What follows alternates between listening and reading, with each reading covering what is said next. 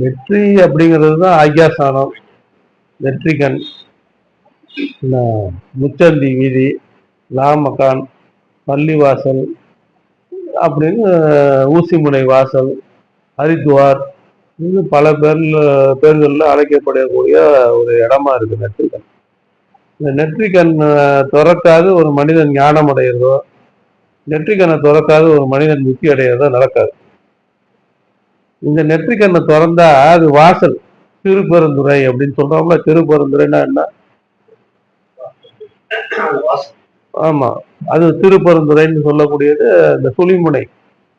சுழிமுனை திறந்தாதான் சுழிமுனை அது வேலை செய்தாதான் நீங்க முக்தி அடைகிறதோ ஞானம் அடைகிறதோ முடியும், தட்டி முடியாது. சுழிமுனை மார்க்கமாக ஜோதியை காட்டிடுவான்னு பாடுறாரா இல்லையா கந்தகுரு கவசத்துல. அப்ப சுழிமுனை தான் மார்க்கம். இந்த சுழிமுனை அப்படிங்கிறது நெற்றிக்கண். அந்த நெற்றிக்கண் மார்க்கமாக தான் நீ ஜோதிய ஆண்டவனை தரிசனம் பண்ண முடியும். சுழிமுனையை திறக்காத ஒரு மனிதனுக்கு முக்தி கிடையாது. சுழிமுனை திறந்தா மாத்திரம் போதுமா அப்படின்னா, சுழிமுனை திறந்தாலுமே நீங்க பண்ணக்கூடிய தியானம் எல்லாமே புற தியானமா தான் இருக்கு. என்ன ரத்த ஓட்டத்தின் ஸ்பரிசம் உணர்வா இருந்தாலுமே அந்த ஸ்பரிசத்தினுடைய இன்பத்தை நீங்க புற தியானமா அனுபவிக்கிறீங்க. அந்த புற தியானம் பண்ணிட்டே இருக்கும் பொழுது உங்களுடைய பக்திக்கும் விசுவாசத்துக்கும் உங்களுடைய தவத்துக்கும் உங்களுடைய முயற்சிக்கும் பிரதிபலனா உள் சுழிமுனை திறக்கும். சரியா? உள் சுழிமுனை திறந்ததுக்கு அப்புறம் தான் உண்மையான தியானமே ஸ்டார்ட் ஆகும். உள் சுழிமுனை திறக்கணும் அப்படிங்கிறது தான் முக்கியம்.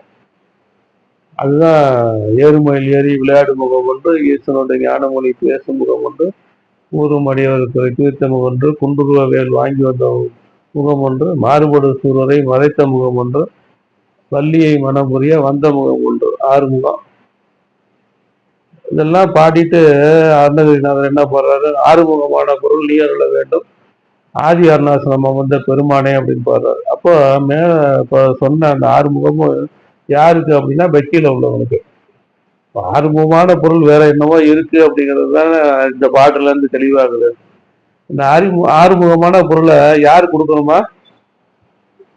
ஆதி அருணாசலம் பெருமான் தான் கொடுக்கணும். அது அவன் அருளாலே அவன் தாள் வணங்கி அப்படின்னு அவனை வணங்கணும்னாலும் அவனோட அருள் தேவைப்படுது. அப்படிங்கிறதுனால 6 முகமான பொருள் அப்படிங்கிறத யார் அருளணும்?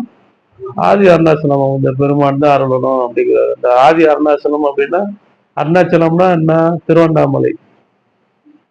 திருவண்ணாமலை தானே? அதுதானே சொல்றோம். பிரம்மரந்திரம் அப்படிங்கிறோம். என்ன திருவண்ணாமலை அப்படிங்கிறோம் இல்லையா?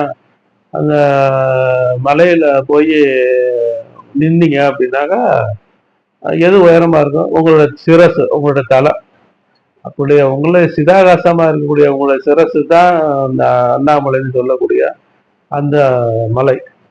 அந்த மலையில சாதாரணமாகவே நீங்க மூச்சு காட்ட அண்ணாளன்னு சொல்லக்கூடிய இடத்துல ஒரு சிறு துவாரம் இருக்கிறதா ஒரு கற்பனை பண்ணிட்டு இழுத்து பாருங்க.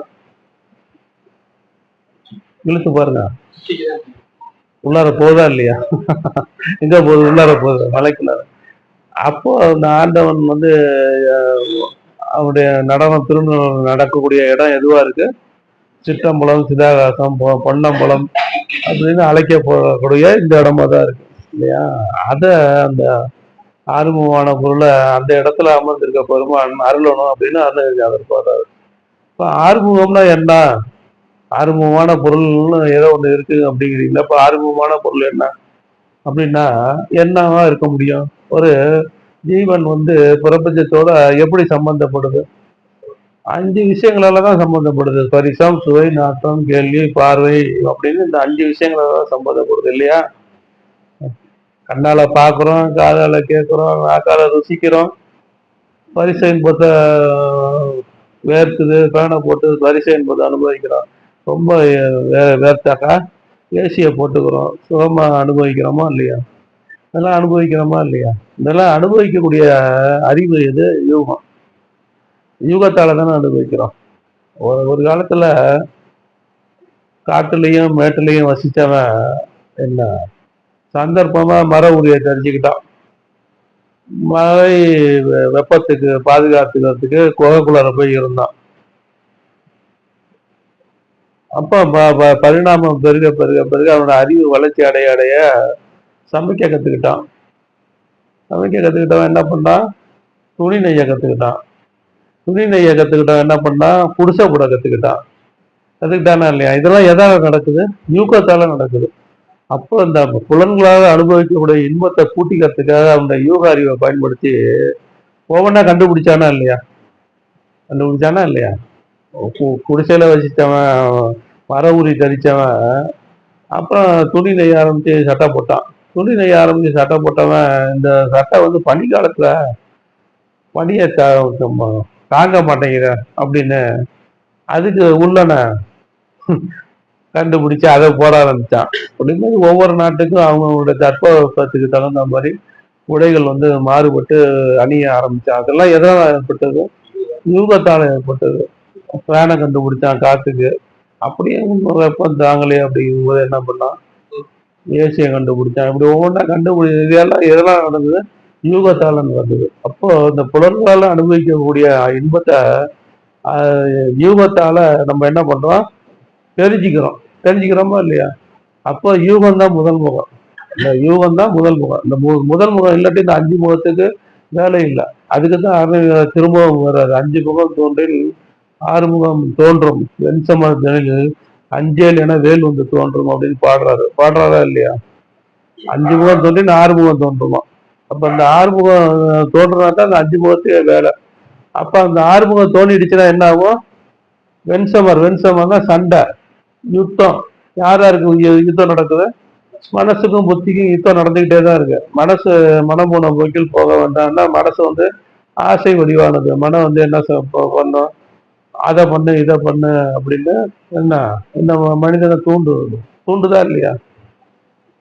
நேரம் கட்ட நேரத்துல சாப்பிட சொல்றது, மிட் நைட் பிரியாணி சாப்பிட சொல்றது, இது எல்லாமே மனசோட வேலை. இப்ப புத்தி என்ன சொல்லுது? மிட் நைட் பிரியாணி சாப்பிடலாமா? காலையில எழுந்தாக்கா நம்ம உடம்பு தாங்கம்மா அப்படின்னு புத்தி சொல்லும். புத்தி சொன்னாலுமே அதை மனசு கேட்கறது இல்லை. என்ன மனசு கேட்காத அந்த ஆசை போட்டு அதை மனசு சொல்றதை கேட்டு தின்னுவிட்டு மறுநாள் காலையில அவதிப்படுறோம். என்ன இப்போ ஆசையே துன்பத்துக்கு காரணம். ஆசைப்படப்பட வரும் துன்பங்கள், ஆசை விட விட இன்பமாமே அப்படின்னு பாடுறாங்க இல்லையா? அப்போ ஆசைப்படப்பட துன்பம் தான். அப்போ அந்த மனசு போன போக்கில் போனால் என்ன வரும்? துன்பம் தான் வரும். அப்போ அந்த மனசுக்கும் புத்திக்கும் ஒவ்வொரு நேரமும் சண்டை நடந்துகிட்டே தான் இருக்கு. புத்தி சொல்றதை கேட்டு யூகமா நடந்துக்கிட்டான் அப்படின்னாக்கா துன்பத்துக்கு ஆளாக மாட்டான். அப்ப உனக்கு வருமானம் என்ன? எனக்கு ஒரு நாளைக்கு 500 தான் வருமானம். அந்த 500 குடும்பத்துக்கு 200 போச்சு. என்ன குடும்பத்துக்கு 200 போச்சு. அப்புறம் அவசிய செலவுக்கு 100 போச்சு. மிச்சம் 100 தான் மிச்சம் இருக்கு. நான் டாஸ்மாக்ல போய் 200 செலவு பண்ணாலும் 100 கடன் வாங்க இல்லையா? கடன் வாங்கணுமா வேண்டாமா? அதை ஒவ்வொரு நாளைக்கு 100 அது ஒரு மாச கணக்குல அந்த கடனுக்கு கடன் ஆகும். வட்டி வாங்கணும். உன் தகுதிக்கு சைக்கிள்ல போகலாம். பக்கத்து வீட்டுக்காரன் வந்து பைக்ல போறானே அப்படின்னு லீவ்ல வண்டியை வாங்கி ஓட்டுறது, இது எல்லாமே துன்பத்துக்கு தானே வழிவகுக்கும். அப்போ கடனை கட்ட முடியாம வண்டியை பிடிக்கிட்டு போவான். வண்டியை பிடிக்கிட்டு போனாக்காக நம்ம வண்டியை பிடிக்கிட்டு போனாங்க 2 நாளைக்கு தூங்காம இருப்போம். இது எல்லாமே என்ன காரணம்?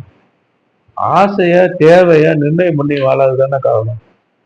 தேவைக்காக வாழ்றவனுக்கு துன்பம் கிடையாது. ஆசைக்காக வாழ்றவனுக்கு துன்பம் உண்டு. தேவைக்காக வாழ்றோம். நமக்கு என்ன தேவை?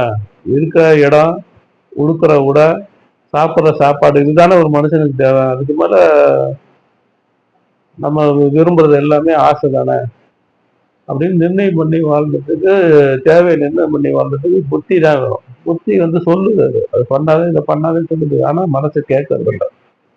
அப்போ அந்த மனம் போனப்போ அப்போ வெண்சமதில் புத்திக்கும் மனசுக்கும் நடக்கக்கூடிய சண்டையில அஞ்சல் பயப்படாத அப்படின்னு யார் வந்து தோன்றா? வேல் வந்து தோன்றுதான். இப்போ வேல் அப்படின்னாக்கா அதுக்கு வந்து வீரவேல், ஞானவேல், வெற்றி வேல் அப்படின்னு சொல்றாங்க இல்லையா? இப்ப ஞானவேல் அப்படின்னாக்கா உள்ளதை உள்ளவாறு தெரிஞ்சுக்கிறது தான் ஞானம். ஞானங்கிறது வேற ஒண்ணும் இல்லை. உள்ளதை உள்ளவாறு தெரிஞ்சுக்கிறது ஞானம். அப்படிங்கிறதுனால அந்த ஞானம் உள்ளதாக தெரிஞ்சுக்கிட்டோம் அப்படின்னாலும் வீரம் தேவைப்படுது. ஏன் வீரம் தேவைப்படுது?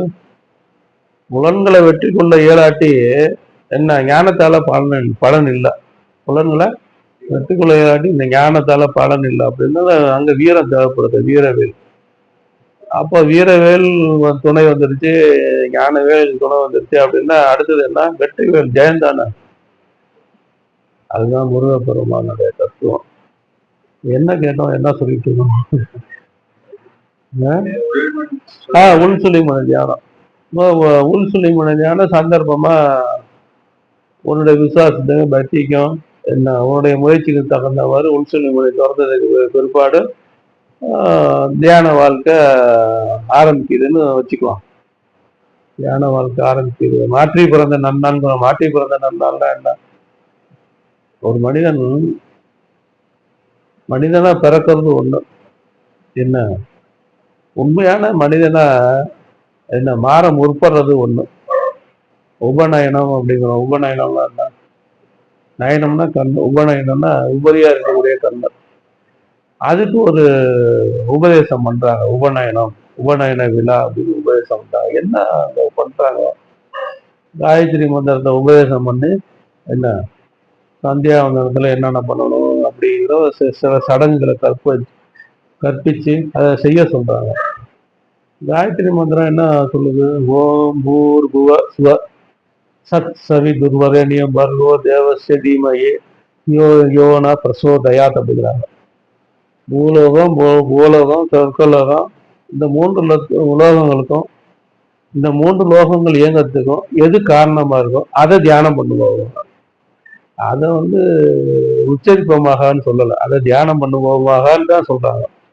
அப்போ இந்த பிரபஞ்சம் முழுவதுக்கும் எது இயங்குறதுக்கும், பிரபஞ்சம் உற்பத்தி ஆகிறதுக்கும், பிரபஞ்சம் இயங்குறதுக்கும், பிரபஞ்சம் லயமாகிறதுக்கும் எது காரணமா இருக்கு? ஆதி என்ற பரம்பொருள். இந்த ஆதி என்ற பரம்பொருள் ஒவ்வொரு மனிதனுக்குள்ளாரே இருக்கத்தானே செய்யுது. எல்லா ஜீவர்கள்கிட்டையும் இல்லைன்னு சொல்ல முடியுமா? எல்லா ஜீவர்கள்கிட்டையும் இருக்கதான் செய்யுது. அது இல்லாட்டி மூச்சு ஓடுமா? அது இல்லாட்டி இருதயம் இயங்குமா? அது இல்லாட்டி போட்ட சாப்பாடு ஜீரணமாகுமா? அது இல்லாட்டி சாப்பாட்டு சத்துக்கள்லாம் பிரிஞ்சு உடம்புல சேருமா? அது இல்லாட்டி அந்த போட்ட சாப்பாட்டோட கழிவுகள் வெளியில போகுமா? ஏதோ ஒண்ணு இருந்து இயக்கிட்டு தானே இருக்கு. அதுதான்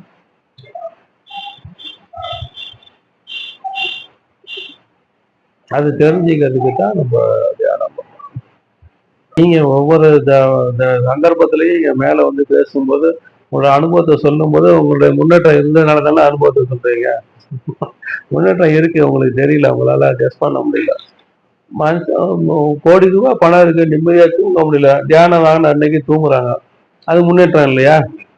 மனசுல ஒரு அமைதி கிடைக்குது. யாரோ ஒருத்தவங்க சொன்னாங்க எனக்கு கோபம்லாம் வர்றதில்லை அப்படின்னு, அது முன்னேற்றம் இல்லையா? கற்பனையே பண்ணிக்க கூடாது. ஆன்மீகத்துல முன்னேற்றம் அப்படின்னு எது முன்னேற்றம் அப்படிங்கறத கற்பனையே பண்ணிக்க கூடாது. வாழை போல எல்லை இல்லாத நீண்ட அறிவுப்படுத்த ஆண்டவனை அறிய முற்படுறது முடியாது. அறிய முடியாது. அறிய முடியுமா? ஆனா அடைய முடியும். அடைய முற்பட்டா வெற்றி கிடைக்கும், அறிய முற்பட்டா தோல்விதான் கிடைக்கும். அவ்வளவுதான், சிம்பிளா சொல்லியாச்சு. அடைய முற்படணும், அவ்வளவுதான்.